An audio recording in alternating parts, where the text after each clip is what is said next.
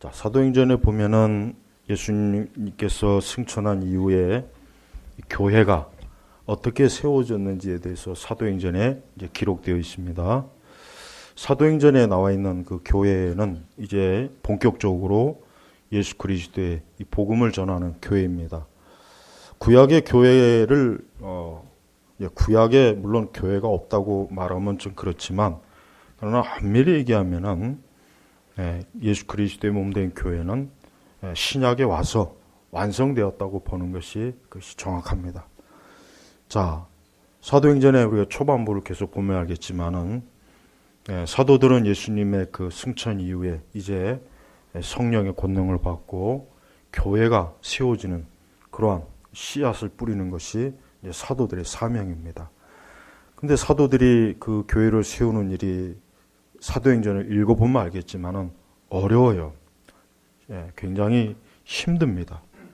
그리고 바울은 특히 이제 바울 같은 경우는 이방인의 사도로 부름받았기 때문에 더 많은 핍박과 또 공경이 많았죠. 또 역시 그 외 다른 사도들도 여전히 나사렛 예수를 이단으로 보는, 또 거짓된 종교세로로 보는 이 유대파 때문에 이 사도들의 이 교회 설립 과정은 굉장히 어렵습니다. 교회라고 하는 것은 이 세워지는 것 자체가 어려운 거예요. 또 세워지고 난 이후에 계속해서 교회가 문제가 없어야 되는데 그렇지 않아요. 또 이단들도 많이 생기고 교회 안에 분쟁도 생기고 그런 일들이 많습니다. 그러니까 사도행전, 고린도 전후서 이런 거 보면은 그 교회의 형편과 사정, 또 교회가 세워지는 그 어려운 과정, 핍박, 그런 많은 것들이 잘 기록되어 있습니다. 다 이런 것은 다 오늘 우리 시대의 교회의 그러한 모습들을 보여주는 겁니다. 그리스도인들이 이렇게 생각해야 돼요. 교회가 평안할 수는 없어요. 교회가 하나님의 진리와 하나님의 뜻대로 교회를 세우려다 보면은 교회는 많은 회방이 있고 반대가 있고, 또 이 세상은 그런 교회를 싫어합니다. 그러니까 교회를 절대 세상이 좋아하는 형태로 자꾸 교회를 바꾸면 안 돼요. 그렇죠. 사실은 이제 교회 성장하기 들어오면서 교회를 좀 더 세상이 쉽게 얘기하면 문턱을 좀 낮추자. 세상 사람들이 좀 꺼려하는 걸 좀 없애고 세상 사람들이 좋아하는 요소들을 좀 교회에다 많이 끌어다 놓자. 그래야 교회가 성장한다. 좀 교회 와서 편안하게 예배 드릴 수 있도록 공간도 잘 꾸며놓고 주차장도 넓혀놓고 좀 편리하게 해놓자. 그래야 사람들이 오지 않겠냐. 이 교회 성장하기의 그 모습들을 보면은 한마디로 얘기하면은 어떻게 하면은 교회가 성장할 수 있는 뭔가의 요소를 찾다 보니까, 물론 다 나쁜 건 아닌데 결국 가다 보니까 이건 사람의 교회가 돼버린 거예요. 사람의 교회가 돼서 사람이 편안하고 사람이 기쁘고 즐거운 교회로 변질이 된 거예요. 변질. 의도는 좋았죠. 교회를 좀 성장시켜서 예수 그리스도의 몸된 교회를 성장시키고 복음을 전하고 더 많은 사람들이 교회에 와서 예수님 믿고, 의도는 좋았는데 방법 자체가 점점 갈수록 어때요? 이거는 말씀하고 맞지 않는 부분들이 너무 많이 생겼습니다. 그래서 이 교회 성장학은 교회를 외적으로 성장시키는 요소는 있었지만 결국은 교회를 타락시켰어요. 교회를 타락시켰어요. 그래서 우리가 교회라고 하는 것이 이 세상이 기뻐하는 형태로 교회를 꾸미다 보면, 그러니까 전도한다는 명목, 좀 더 세상 불신자들에게 다가간다는 명목, 좀 더 교회가 좀 사람들에게 뭔가 좀 걸림돌이 되는 걸 좀 없애자, 이런 의도를 시작했지만 가면 갈수록 사람을 기쁘게 하는 교회가 돼버린 거예요. 근데 교회 성장하기 가장 잘못된 게 뭔지 아십니까? 메시지 자체가 사람들이 듣기 거북스러운 걸 하지 말자. 사람들이 들을 때 좀 거북스러운 얘기는 하지 말자. 죄 얘기하지 말고, 심판 얘기하지 말고, 지옥 얘기하지 말고, 그런 거는 듣는 사람 입장에서 부담된다. 그런 것들은 들으면 사람들이 좋아하지 않으니까 우리 하나님의 사랑을 많이 얘기하자. 사람들의 문제를 지적하자. 사람들의 문제를 해결하자. 그래서 사람들의 문제 해결의 설교가 굉장히 이 교회 성장하기 위해서는 가장 중요한 요소로 봐요. 그래서 뭐 우울증에 걸린 사람들을 위한 설교, 뭐 행복을 위한 7가지 단계, 많아요. 굉장히 많습니다. 하지만 역시 그것도 뭡니까? 하나님 편에서가 아니라 사람 편에서 본 거예요. 자, 하지만 우리가 사도행전을 쭉 읽어보면 사도들은 그런 실수, 그런 잘못을 저지질 않았어요. 사도들은 오히려 뭡니까? 어떻게 하면 예수 그리스도의 몸된 교회를 온전히 세울까? 이게 사도들의 목적이었고 그게 사도들의 마음이었어요. 바울도 마찬가지입니다. 복음을 전한다고 해서, 선교한다고 해서, 사람들을 교회로 끌어온다고 해서 희석시키지 않았어요. 사람들이 듣기 싫은 거, 부담스러운 거, 이런 거 하면 사람들이 안 와. 그러니까 그런 거 좀 빼고 부드러운 걸 하자. 사랑의 얘기를 많이 하자. 사람들과 공감할 수 있는 세상 얘기도 많이 하자. 또 사람들이 즐거워하는 것들도 세상에 갖다 놓자. 네, 그렇게 했어요. 근데 그게 효과가 있었어요. 그래서 효과가 있어가지고 막 사람들이 왔습니다. 미국의 뭐 빌 하이베스나 릭 워런의 새들백 같은 경우가 대표적인 교회들입니다. 대표적. 그리고 그런 교회들을 우리 한국의 복음주의 교회들이 그대로 다 끌어들였습니다. 그대로 다. 그러다 보니까 우리 한국의 복음주의 교회들 가만히 다 보면은 이거는 교회라고 하기에는 너무나 잘못된 요소들이 너무 많이 들어와 버렸어요. 근데 이제 그것을 걷어낼 수가 없어요. 왜? 그걸 걷어내는 순간 교회는 어떻게 됩니까? 폭삭 주저앉는 거예요. 폭삭 주저앉는 거예요. 만약에 성경적 형태로 교회를 계속 하다 보면 아마 기존에 있던 많은 사람들이 나갈 겁니다. 사람들이 싫어할 거예요. 사람들이 뭔가 교회를 거부할 거예요. 무엇보다도 메시지 자체를 수정해 버려야 돼요. 이제는 죄에 대해서 집요하게 지적을 해야 돼요. 교회 안에 죄 짓고 있으면서도 회개하지 않고 자리를 차지하면서 찬송을 부리고 예배를 드리는 사람들, 그렇게 하다간 지옥 갑니다라고 그런 메시지를 했어야 되는 거예요. 근데 안 했죠. 그런 얘기를 안 했어요. 그냥 사람들이 듣기 좋은 거, 마냥 사람들이 공감할 수 있는 거, 소통할 수 있는 거, 그런 주제로만 설교를 했습니다. 그럼 당연히 사람들이 좋아하죠. 하지만 그런 교회는 그리스도의 교회가 아니라는 걸 우리가 좀 알아야 됩니다. 또한 교회는 그 교회 존재의 목적이 뭐냐, 이게 중요합니다. 교회는 그냥 우리끼리 모여서 예배 드리는 재미, 교제하는 재미, 우리끼리 모여가지고 교회 만들어 놓고 거기에서 아기자기하고 예쁘게, 그게 교회 존재의 목적이 아닙니다. 교회 존재의 목적이 뭡니까? 자, 31절에 우리 한번 같이 볼까요? 30절, 31절 같이 읽겠습니다. 너희가 나무에 매달아 죽인 예수님을 우리 조상의 하나님께서 살리셨다. 하나님께서 이스라엘에게 회개와 죄 용서를 베푸시려고 이분을 오른손으로 높여 용도자와 구주로 삼으셨으니, 교회 존재의 목적은 사람들을 회개케 하는 거예요. 사람들의 죄를 그리스도의 피로, 그리스도의 십자가로 씻어서 그를 이제 하나님의 자녀로, 이제는 거룩한 하나님의 나라의 백성으로 삼는 것, 이게 교회의 존재의 목적입니다. 교회는 그걸 해야 돼요. 교회가 만약에 그걸 하지 않으면 그 교회는 교회라고 할 수가 없어요. 이런 면에서 우리는 이 사도들의 중요한 메시지를 잃어버렸어요. 자, 사도행전 5장부터 첫 절부터 들어가면 무슨 말씀이 나오냐면 18절에 같이 보겠습니다. 사도들을 잡아다가 그들을 감옥에 가두었다. 왜 감옥에 가두었냐면 다른 게 아니에요. 부활하신 예수님을 증거한 거예요. 3일 만에 부활하시고 승천하시고 다시 오실 예수님을 증거해. 그게 그 유대 지도자들한테 밑보인 거예요. 그걸 전하지 않고 그냥 오늘날 하는 식으로 그냥 하나님은 사랑이십니다. 하나님은 여러분의 가정이 복되길 원하십니다. 여러분이 건강하고 만사형통하고 여러분이 잘 되길 원하십니다. 이런 메시지를 전했다면 사도들은 핍박받을 일이 없어요. 그거 누가 듣기 싫어합니까? 다 좋아요.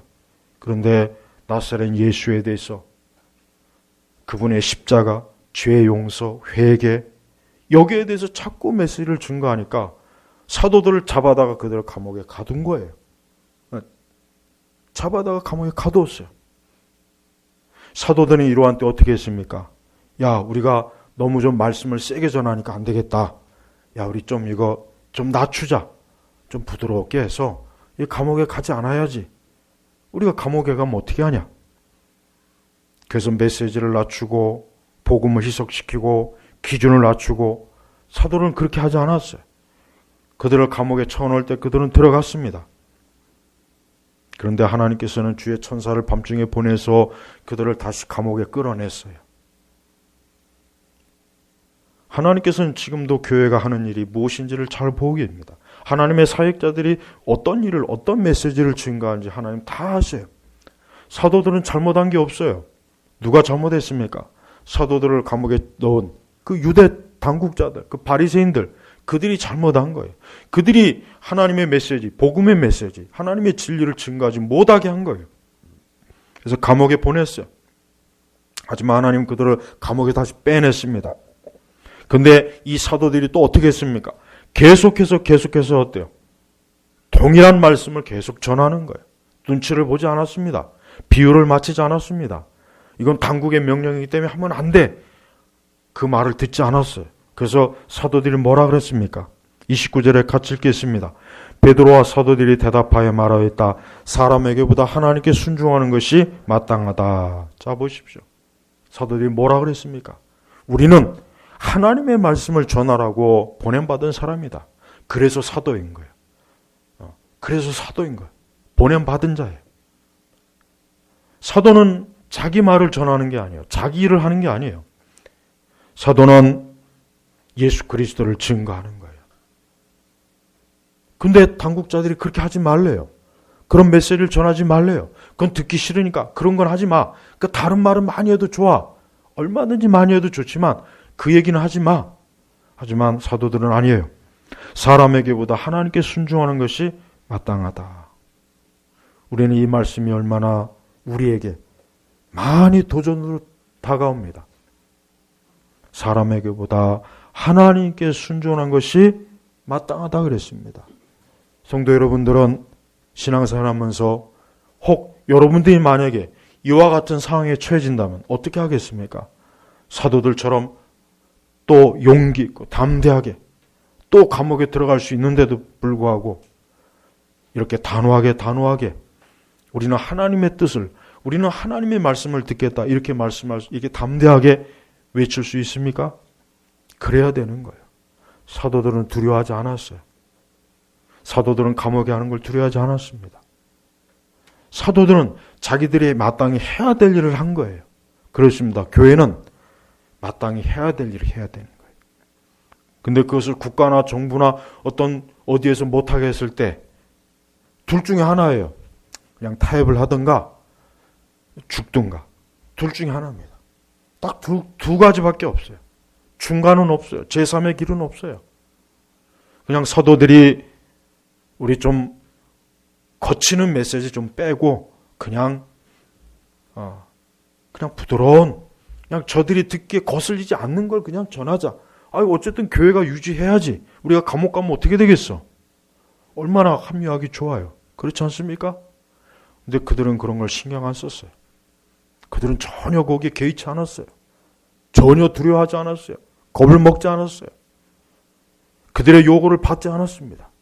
오죽하면은 33절에 보니까 이 사람들이 화가 난 거예요. 그러자 그들이 이 말을 듣고 화가 나서 사도들을 죽이려고 하였는데, 말을 안 듣는구나. 안 되겠다. 너희들 죽여야 되겠구나. 기독교 신앙은 이렇게 죽음까지도 염두에 둬야 되는 거예요. 신앙생활을. 성경에 다 그랬잖아요. 성경에 다 보십시오. 지난주에 히브리서 11장도 봤지 않습니까? 기독교 신앙은 죽음까지도 다 염두에 두고 신앙생활을 해야 되는 거예요. 만약에 그렇지 않다면 기독교 별 볼 일 없는 거예요. 굳이 교회 다닐 게 뭐가 있습니까? 그런 종교라면 굳이 교회 다닐 필요 없어요. 귀찮아요, 오히려. 그냥 세상에서 실컷 내 육신의 정욕대로 그냥 내 마음대로 살다가 죽으면 되지. 자기의 목숨조차도 걸지 못하는 기독교가 그게 무슨 기독교입니까?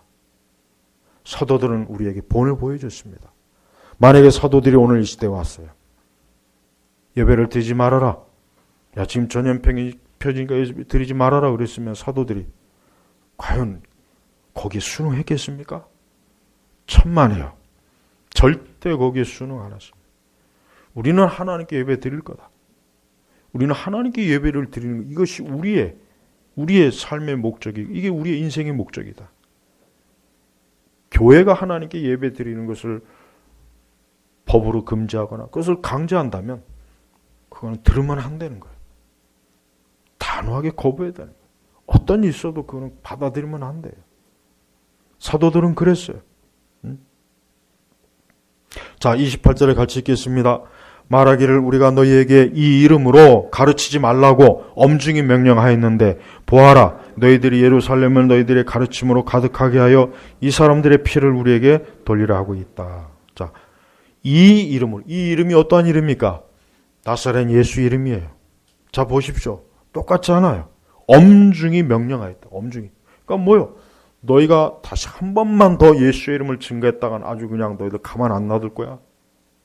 그렇게 한 거예요. 하지만 사도들은 들은 채도 안 했어요. 협의도 안 했어요. 경기도지사가 뭐 교회 어쩌고 저쩌고 뭐 딱 그렇더라고요. 근데 또 뭐 몇몇 목회자 그룹들이 가가지고 뭐 항의하고 그럴 필요가 없어요. 그냥 성명서 한 장이면 딱 돼요. 니까짓 게 뭔데? 이재명, 니까짓 게 뭔데 감히 교회다 대고 예배를 드리지 말라. 니가 뭔데? 왜 그렇게 못합니까? 왜 그렇게 안 하냐고요? 뭐가 겁나서? 단호하게 해야 돼요. 와서 교회 두들겨 부셔. 가서 두들겨 부시라 그래, 너. 그래. 우리 잡아가라. 다 잡아가라, 그냥. 목사들 다 잡아가고, 성경책 다 찢어버리고, 불태우고, 교회 문 앞에 대못 찌래라. 그러기 전에는, 그래지는 안 될 거다. 왜 그렇게 못해요? 뭐 가서 무슨 협의고 뭐고, 왜 그 짓을 왜 합니까? 아니, 도지사가 뭔데? 기껏 도지사가 뭔데? 옛날에는 도지사 같은 거는 취급도 안 했어요. 이제 지방자치단체 시대가 되니까 뭐 지방의 도지사가 어쩌고 저쩌고. 옛날 박정희 대통령 때나 전두환 대통령 때는 도지사는 그냥 자리 하나 주는 거예요. 뭐 도지사가 뭐 대단한 줄 알고 있어. 지가 무슨 대통령? 문재인도 별거 아닌데. 지가 뭔데? 여러분, 사도들이 한번 보십시오. 사도들이 얼마나 보기 좋지 않습니까? 예수 그리스도의 종답지 않아요? 사도들이 엄중히 명령한다고 그 앞에서 벌벌 떨고, 야, 우리가 이거 좀 대책을 좀 세워보자. 야, 지금 우리가 이렇게 어려운 시기인데 좀 지나갈 때까지 좀 숨어 있자. 그렇게 안 했어요. 오히려 그들은 더 우리는 마땅히 해야 되겠다. 우리는 너희들 말 듣기 싫다. 우리는 하나님께 순종하는 것이 마땅하다. 우리 성도 여러분, 인생을 살면서 하나님에게 순종하십시오. 사람이 아닌 하나님에게 순종해야 돼요. 하나님에게. 하나님 말씀에 순종해야 돼요. 하나님 말씀에 순종하면 됩니다. 하나님 말씀에 순종하지 않으면 그는 끝이에요. 볼 것이 없어요. 사도들은 엄중히 명령하거나 말거나, 우리는 하늘에 계신 하나님께서 말씀하신 것을 우리가 전하는 거지, 우리가 사람의 말을 전하려고 우리가 사도가 부르심 받은 게 아니다. 그런 의미예요. 바로 그런 의미예요. 보십시오. 30절에 너희가 나무에 매달아 죽인 예수님을 우리 조상이 하나님께서 살리셨다. 사도들은 전할 메시지가 있었어요. 사도들은 전할 메시지가 있었습니다. 사도들은 사람들에게 하늘의 메시지, 하나님께서 주신 메시지, 말씀이 있었어요. 뭡니까? 바로 십자가에 매달아, 십자가에 매달리신 그 예수님, 그분이 부활하셨다는 것, 그분이 구세주라고 하는 것, 그분이 인간을 죄와 사망과 어둠의 노예에서 건질 수 있는 유일하신 하나님의 아들이라는 것을 사도들은 너무나 잘 알았습니다. 그리고 그것이 자기들이 평생토록 교회가 증거해야 될 메시지라는 걸 알았어요. 이건 잠시도 중단하면 안 되는 거예요.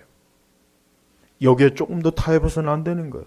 예, 만약에 사도들이요, 예수님 안전하고 그냥 일반적으로 사람들이 신앙생활 잘하는 법, 일반적으로 그런 신앙 속에 있으면은 사도들이 이렇게까지는 취급을 안 당했을 거예요. 그러나 그들은 예수님을 증거했습니다. 예수님은 구세주예요. 세상의 구세주입니다. 나의 구세주입니다. 우리의 구세주가 되십니다. 그분이 교회를 세우셨고 그 교회는 그리스도의 몸이라 그래요. 교회는 우리의 것이 아니에요. 교회는 사람이 세운 게 아니에요.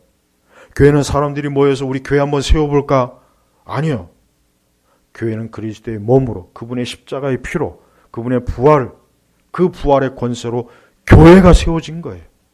교회의 기원은 하늘에 있어요. 하나님께서 교회를 세운 거예요. 사람이 세운 게 아니에요. 사람이 세웠다면 얼마든지 닫을 수 있어요.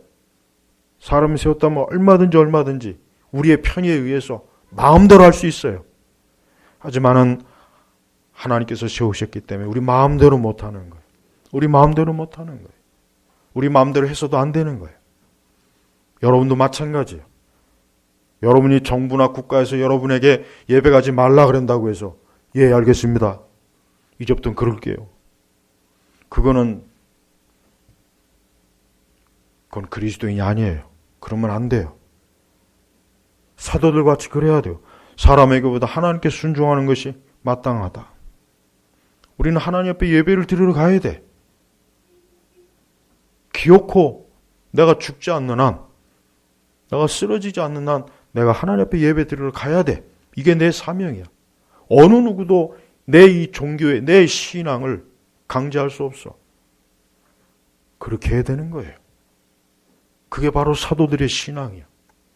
그게 기독교 신앙입니다. 그렇게 하지 않고 계속해서 만약에 이 세상에 밀린다면 어디까지 밀려야 되겠습니까? 어디까지 포기해야 되겠습니까? 처음부터 잘했어야 되는 거예요. 처음부터 잘했어야 되는 거예요. 공연히 저런 여론 선동, 저들의 선동질에 또 넘어가가지고 한심하기 짝이 없어요. 사도들은 그러한 어리석은 선동에 넘어가지 않았습니다. 위협에 넘어가지 않았습니다. 사도들은 조금도 그리스도 앞에서 부끄러운 짓을 하지 않았어요. 우리도 마찬가지예요. 우리도 살아계신 우리 주 예수님께서 우리를 보고 계셔요. 여러분들을 보고 계십니다. 여러분들의 마음을 보시고 여러분의 신앙생활을 보십니다. 여러분이 주 앞에서 어떻게 해야 될 것을 주님이 보시고 계세요. 사도는 그걸 알고 있어요. 사도들은 자기의 모든 것을 주님이 보신다는 것을 너무나 잘 알고 있어요. 그래서 감히 주님 앞에서 그럴 수 없는 거예요. 그래서도 안 된다는 걸 저들이 잘 한 거예요. 바로 이러한 사도들 때문에, 이러한 사도들이 있었기 때문에 교회가 세워진 겁니다. 교회가 그냥 세워진 게 아니에요. 교회가 그냥 우리끼리 협의해서 그렇게 세워졌다면 교회는 이미 오래전에 교회는 이 땅에서 흔적도 없이 사라졌을 거예요.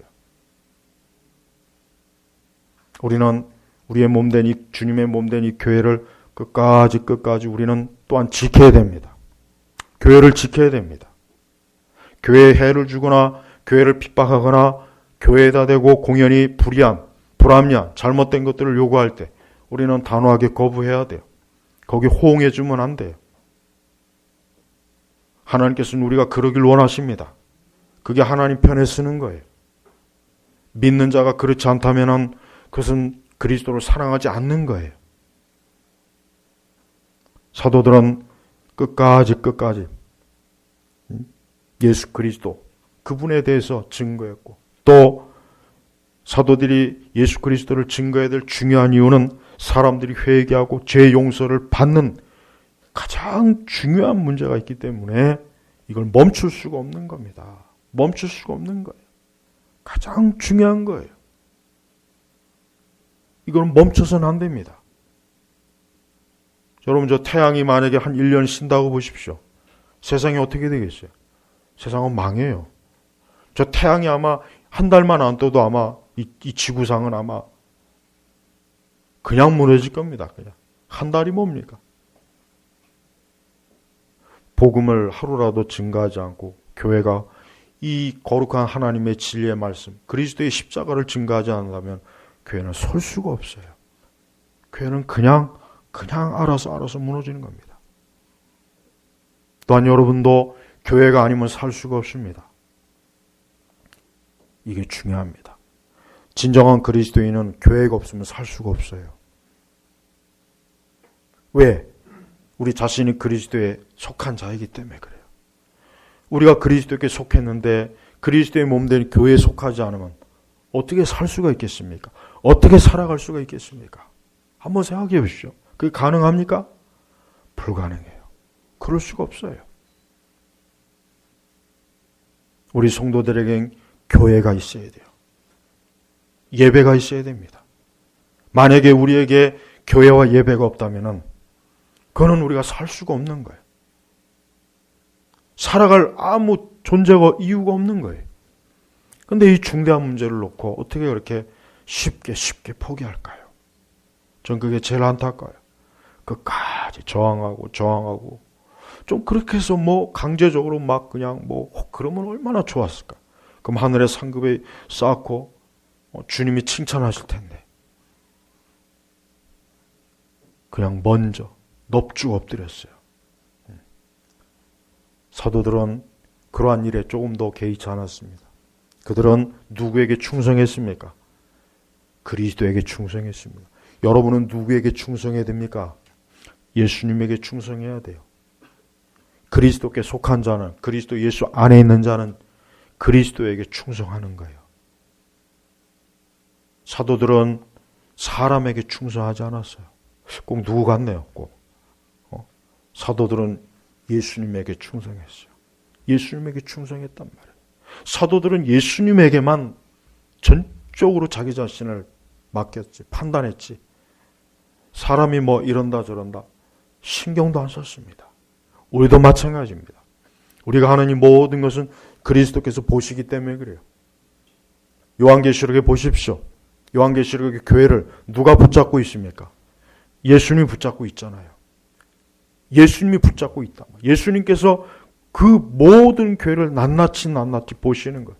그래서 그 교회가 그리스도의 뜻대로 하면은 칭찬을 해주고 그리스도의 뜻이 아니면은 책망을 하고 나중에는 촛대까지도 옮긴다 그랬어요. 그러니까 교회를 버린다는 거. 사실 우리나라 교회는 엄밀히 얘기하면은 촛대가 옮겨진 교회가 아닌가 싶어요. 솔직한 얘기예요. 저는 그런 생각이 들어요. 조금 더 이런 면에서 얘기를 안 합니다. 아직도 얘기를 안 해요. 온갖 정치꾼들은 많고 교회 안에 완전히 그냥 저 분당에 있는 저 이상한 우리인지 뭔지 돼지우리인지 하여튼 내가 아까 오전에도 그랬지만 우리 성도 여러분들 이 지금의 문화가 너무 잘못됐어요.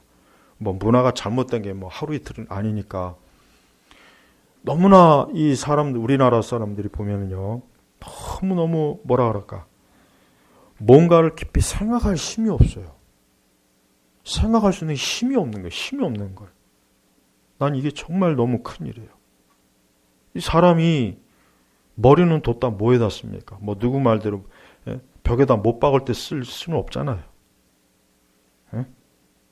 그렇다고 무슨 소싸움 할 때처럼 그럴 수도 없고 사람의 머리는 생각하는 거예요.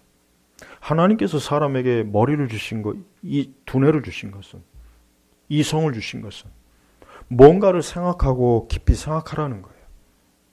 그게 사람입니다. 근데 안타깝지만은 정상적으로 생각하는 사람은 얼마 안 돼요.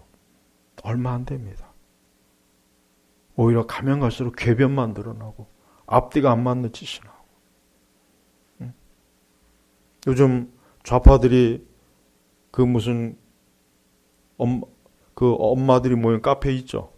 거기서 보니까 좌파들이 우리는 마스크를 사지 않겠습니다. 또 그걸 선동한다고 하더라고요. 그거 잘 됐어요. 좌파들은 사지 마라. 너무 잘 된 거야. 난 그거 환영해. 그 적극적으로 우리 댓글 달아줘요. 거기다. 너무 잘하시는 거라고. 사지 말라고. 내가 살 테니까. 너무 잘 됐어요. 좌파들은 사지 마. 좌파 엄마들은 사지 마. 뭐 우리는 마스크를 안 사겠습니다. 뭐 양보하겠습니다. 잘하는 거예요, 그거 아주. 우리가 다 사버려 그냥. 근데 그걸 또 뭐 감동적이라고 이렇게 이해심 있고 이타적이라고 참나. 그런데도 그걸 좋아하는 사람들이 너무 많더라고요. 조금만 생각해 보면은 이거는 아닌데, 이거는 뭔가 합리적이지 않은데, 비합리적인데, 이건 비이성적인데. 근데 그런데도 그거를 몰라요. 그거를 정말 모르는 건지, 모르는 척 하는 건지 참 이해할 수가 없어요. 우리 성도들은 하나님 앞에서 우리가 사는 것이고, 하나님 보시기에 합당해야 되고, 뭐든지 하나님을 기쁘시게 해야 되고, 하나님 앞에서 우리의 존재의 목적이 있는 거예요. 그게 없다면 우리가 살아갈 이유도 없고, 우리의 신앙도 아무 의미 없고, 교회 존재 목적도 없는 겁니다. 교회를 천하게 여기면 안 돼요. 교회를 하찮게 여기면 안 됩니다. 교회를 버릴 수도 있고, 내칠 수도 있고, 무너뜨릴 수도 있고, 닫을 수 있고, 그건 너무 잘못하는 거예요. 교회는 그러면 안 돼요. 우리 예수님께서 바로 그 교회를 위해서, 그 교회를 세우시기 위해서 그분이 피 흘리셨어요.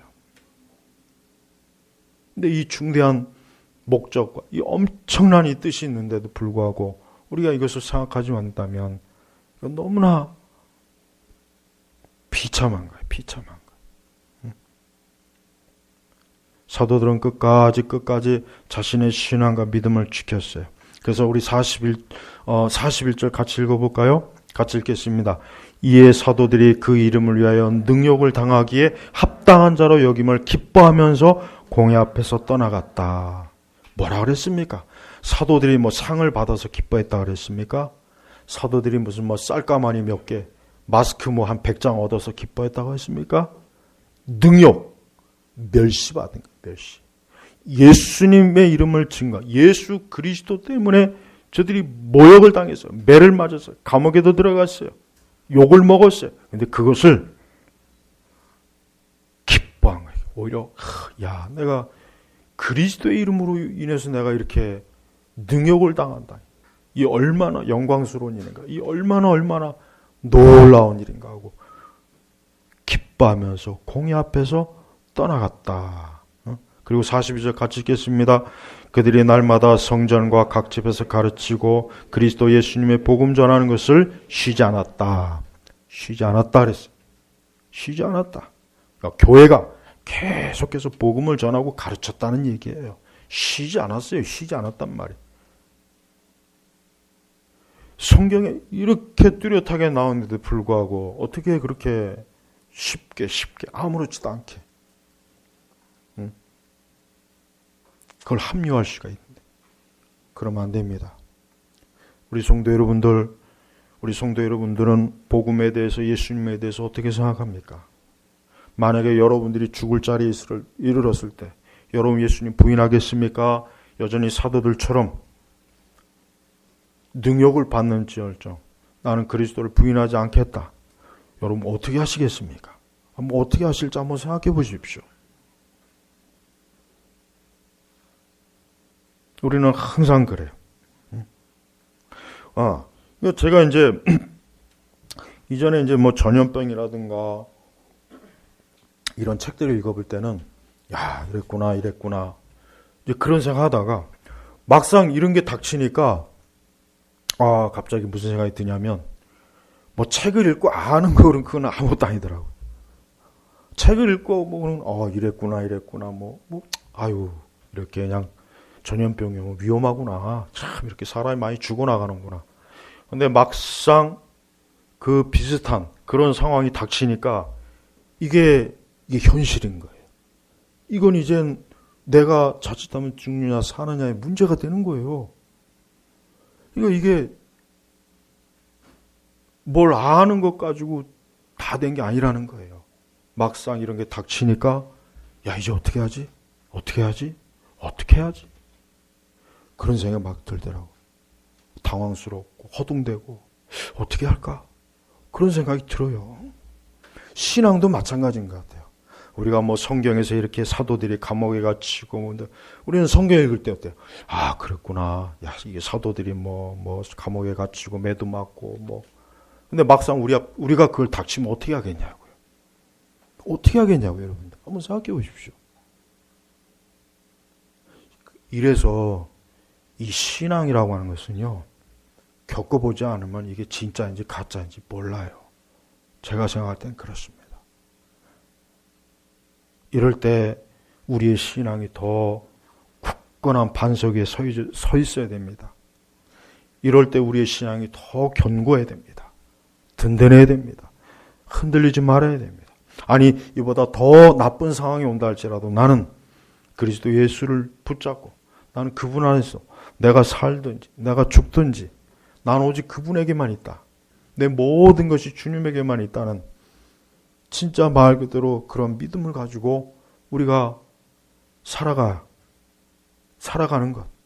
이게 참된 신앙입니다. 만약에 그렇지 못한다면 우리는 우리 자신이, 우리 스스로가 내가 그동안 참된 신앙을 가지고 있지 않았었구나. 사실은 그랬었구나. 아마 그럴 수 있을 수밖에 없어요. 여러분, 그러지 마십시오. 사도들은 그렇지 않았습니다. 40절을 보니까 사도들을 불러다가 때리며 예수님의 이름으로 말하지 말라고 명령을 풀어주었다. 하지만 사도행전 계속 가보십시오. 진짜 이 명령한 대로 했습니까? 한 사도도 그렇게 한 적이 없어요. 예. 저들이 때리건 명령을 하건 죽이겠다고 위협하건 그들은 계속해서 예수 그리스도는 주님이십니다. 우리의 구원자가 되십니다. 예수 그리스도는 하나님의 아들이십니다. 계속 증거했습니다. 계속 증거했습니다. 바울은 그리스도의 이름을 증거하다 결국 로마까지 가서 감옥에 갇히고 결국 거기서 순교했죠. 다른 사도들도 다 마찬가지입니다. 끝까지 그리스도의 이름을 증거했어요. 여기에 비해서 우리의 신앙이라는 게 얼마나 얄팍해요. 신앙이 얄팍해요. 제가 이제 말하고 싶은 건 그거예요. 이 복음주의 신앙들은 보니까 얄팍해요. 그러니까 지금 우리 이런 20세기와 21세기 기독교는 얄팍합니다. 얇아요, 얇아. 그러니까 튼튼하지 못한 거예요. 아주 얇아요. 근데 멋은 있는데 얇아서 그것 가지고는 아무것도 안 되는 거예요.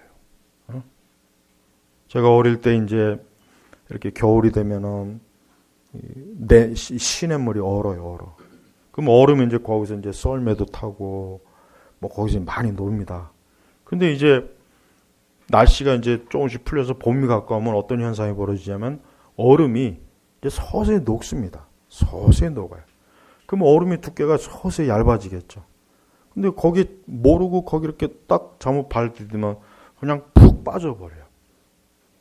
그냥 푹 빠져서 그냥 그 차가운 물에 신발이 다 젖고 그러죠. 얇으니까. 하지만 얼음이 두꺼우면 어때요? 얼음이 두꺼우면 그 위에 뭐 탱크가 올라가도 괜찮아요. 버스가 올라가도 괜찮습니다. 얼음이 두꺼우면 거기에 무거운 차가 가도 지나갈 수 있어요. 하지만 얇으면 어때요? 조금만 무게 있는 게 올라가면 그냥 쑥 빠져버려요. 마찬가지입니다. 신앙이라는 것도 그래요. 우리가 이렇게 예배당에 모여서 예배도 드리고 말씀도 듣고요. 근데 이것 가지고 신앙이라고 생각하면 안 됩니다. 이것 가지고 내가 신앙이 있다 없다. 물론 당연히 있어야죠. 신앙 요소 가운데 있어야 되는데 하지만 우리는 우리의 신앙이 시험 받을 때가 있다는 거 여러분 꼭 아십시오. 우리의 신앙이 시험 받을 때가 있어요. 이러한 사도들과 같은 이러한 때도 있고 달콤한 죄의 유혹이 왔을 때 이 달콤한 죄의 유혹을 내가 삼킬까? 이걸 삼킬까 말까? 그때도 우리의 신앙의 이 두께가 그때 드러납니다. 항상 그래요. 여러분 명심하십시오. 여러분의 신앙의 두께를 시험할 때가 반드시 옵니다. 오게 돼 있습니다. 개인적으로도 오게 돼 있고 다 오게 돼 있어요. 그때 이겨내십시오. 그때 이겨내세요. 나약하면 안 돼요. 약해지지 마세요. 감상적이 되지도 말고 눈물을 흘리지도 말고 단호하게 난 그리스도 예수의 이름으로 이겨내리라. 난 그리스도 예수의 이름으로 승리하리라. 나는 믿음으로 말씀으로 이겨내리라. 이래야 되는 것입니다. 나약해지고 뒤로 물러가고 넘어지고 굴복하고 속고 그렇게 하지 마십시오. 끝까지 이기는 자가 돼야 돼. 끝까지 이기는 자가 돼야 돼. 끝까지 천국에 들어가서 나는 그리스도 예수의 이름으로 승리했다. 이런 외침을 천국에 들어가는 순간 그 광대한 천국에서 크게 외칠 줄 알아야 됩니다. 그리스도께서 기쁨으로 맞이할 수 있는 그런 성도의 영광을 천국에 들어가자마자 보여줘야 되는 거예요. 제발 여러분 그러십시오. 이기십시오. 나약해지지 마십시오. 신앙과 믿음은 강한 거예요. 제대로 들어갔을 때 강합니다. 제발 우리 그리스도인들 성도 여러분 매사에 하나님께서 여러분과 함께 하신다는 거 그거 잊지 마시고 담대함과 믿음으로 제발 승리하는 사람들 사도들 같이 승리하는 승리자가 되시기를 주의 이름으로 축복합니다. 기도하겠습니다. 하나님 아버지 감사합니다. 오늘 이 시간에도 하나님의 말씀을 우리가 보고 듣지만 그러나 막상 이러한 말씀이 우리에게 현실에 다가올 때 우리는 과연 이 성경에 나와 있는 하나님의 사람들만큼이나 할 수 있는지 우리 스스로가 좀 돌아보는 시간 갖게 하시고 저희 제나바 교육교회가 끝까지 믿음으로 승리하고 권능 있게 우리 모든 성도들이 단호히 승리하신 그리스도 앞에 믿음으로 설 수 있도록 역사옵소서. 예수님의 이름으로 기도 올렸습니다. 아멘.